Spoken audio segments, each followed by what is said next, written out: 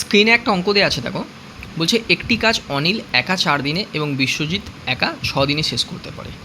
সালামের সাহায্য নিয়ে তারা দুজনে কাজটি 2 দিনে শেষ করলে সালাম একা কাজটি কত দিনে শেষ করতে পারবে। দেখো আমি অনিলকে কী ধরলাম, অনিলকে ধরছি আমি এ, বিশ্বজিৎকে কী ধরবো, বিশ্বজিৎকে আমি ধরি বি, এবং সালাম যে আছে তো সালামকে আমি সি ধরে নিচ্ছি। তাহলে A plus B plus C. Anil একা করে কত দিনে, 4 দিনে। বিশ্বজিৎ কদিনে করে, 6 দিনে, এবং তারা তিনজনে একসঙ্গে করে কাজটি 2।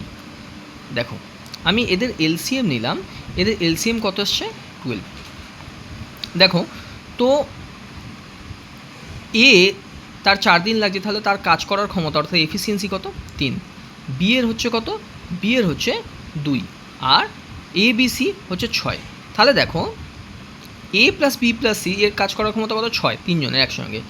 এ এর কত 3 2 5, আর এ বি সি 6, তাহলে সি এর কত হবে, সি এর হবে 5 - 6 ইজিক্যাল টু কত 1। তাহলে সি একা কাজটি কমপ্লিট করতে কত দিন সময় লাগবে, 12 দিন সময় লাগবে।